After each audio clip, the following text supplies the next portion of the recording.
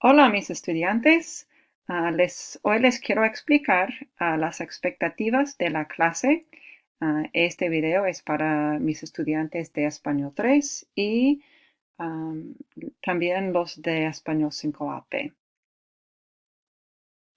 Pues me llamo señora Zen y yo tengo dos direcciones de correo electrónico y ustedes pueden mandarme mensajes pues a esta de Coleman o de Zen, pues no importa.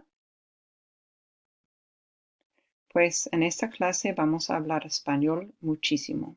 En Español 3 vamos a hablar español muchas veces.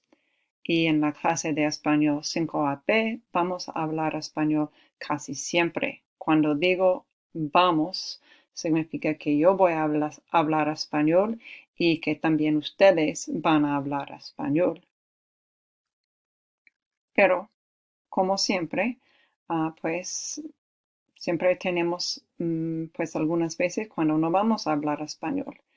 Y por eso, con este video, yo les voy a hablar en inglés ahora, porque quiero explicarles todo muy bien. So, most of the time in class, we're going to be speaking in Spanish, but however, for this video, for the rest of the video, I am going to speak to you in English. A few things I wanted to go over with you are that all of this information I'm going to give you is in your syllabus, which is posted in Google Classroom. It's one of your homework assignments.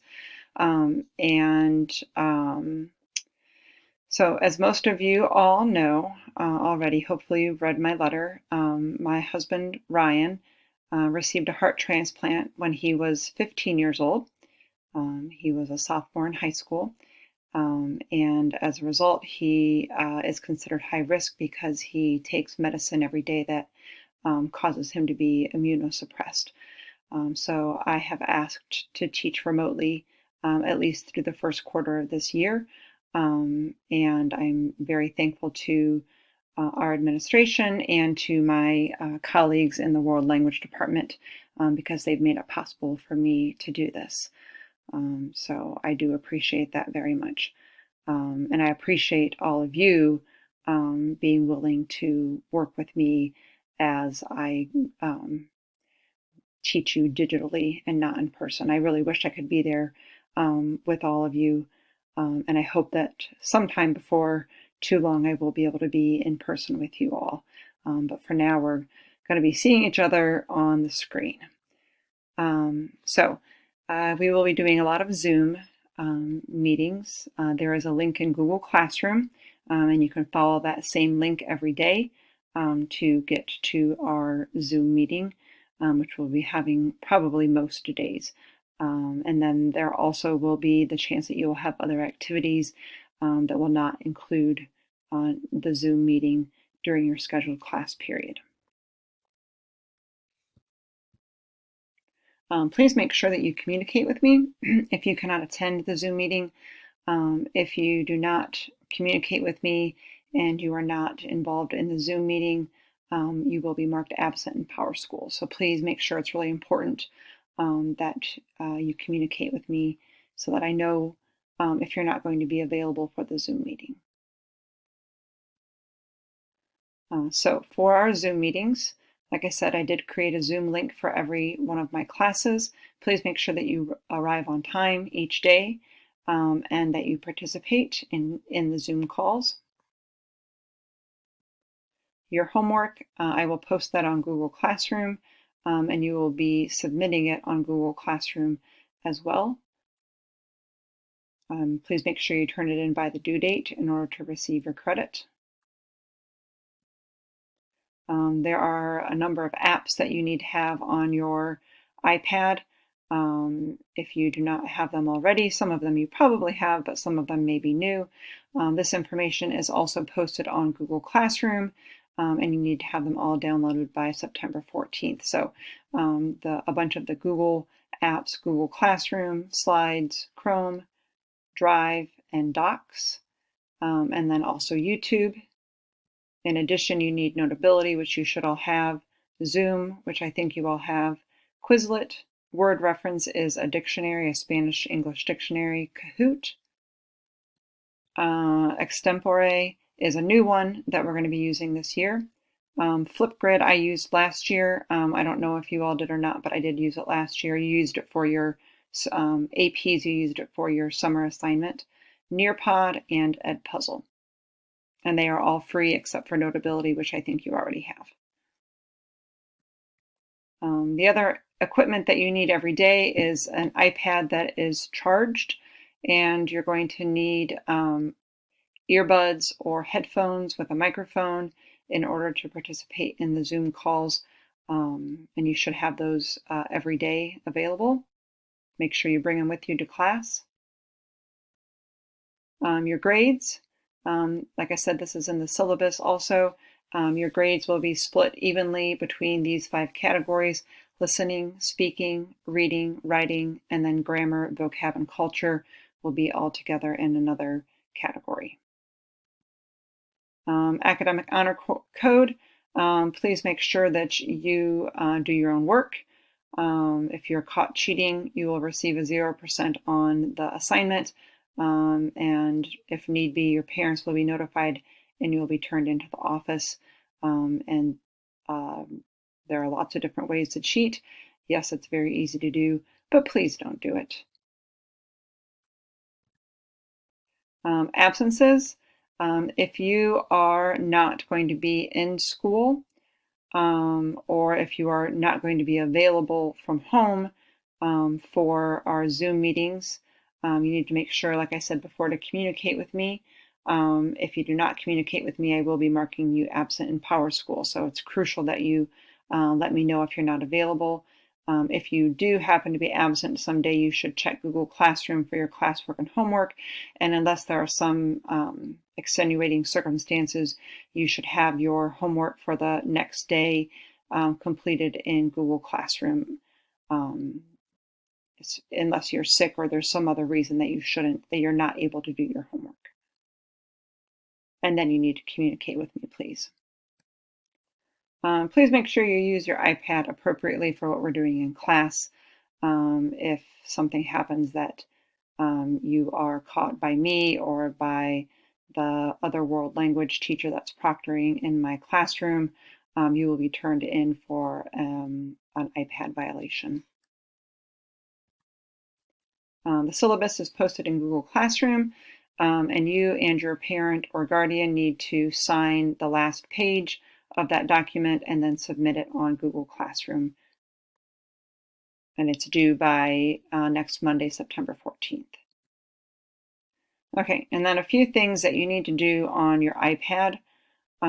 First of all, Google Drive, it's circled down below with a red circle. So you need to go to your Google Drive. When you're in Google Drive, you need to go down at the bottom. There is a place where it says Shared. You're going to click on that, and you should find a folder that is titled either Español 5AP Zen, or if you're in Spanish 3, Español 3 Zen. Okay, once you find that folder, you're going to go over to the 3 dots over to the right, click on them, and when you click on them, you'll have the opportunity to add a shortcut to your drive, and that will make it, click on that, and that will make it a lot easier for you to find that folder if you ever need to find something in there. The next thing we're going to do is we're going to go to Notability on your iPad. So that is the one with the pencil, which you should all have already. Go ahead and open Notability up. And when you open it up, first off, you're going to make a folder. If you go to the upper left-hand corner, there is a plus sign, and you're going to click on that plus sign. And from there, you're going to click on Subject. You're going to create a new subject. And when you click on that, it will give you the chance to name that subject, and you should name it something that you can find easily: Spanish 3, Español 3, or Spanish 5 AP, or Español 5 AP. So make sure you make a folder in your Notability. The other thing you need to do is make sure that your Notability is backed up. If you go to the bottom left corner In Notability on the screen, there is a gear there, your settings, click on that. And from there, you need to go here where it says Manage Accounts, and it will show you a number of different accounts. You need to check your Google Drive. If your Google Drive says Log Out, that means that you are already backed up to Google Drive.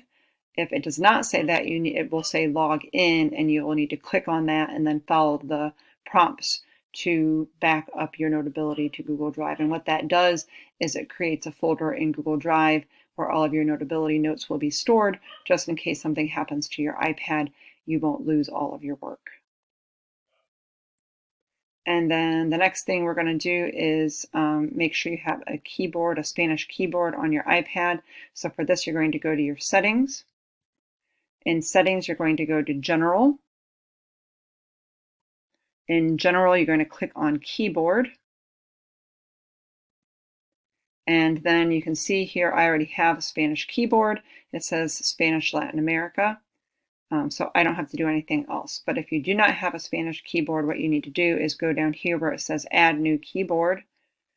If you click on that, it will give you a list of languages. Scroll down, find Spanish. There are 3 different options. I don't think it matters which one you choose. Just pick one of those so that you have a Spanish keyboard and you don't keep getting auto-corrected to English.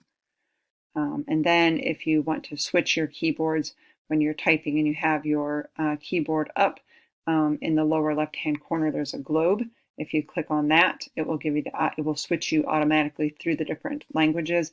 I can tell I'm in Spanish because I have the N with the tilde, the N with the little squiggle mark over top of it, so I can tell I'm in Spanish.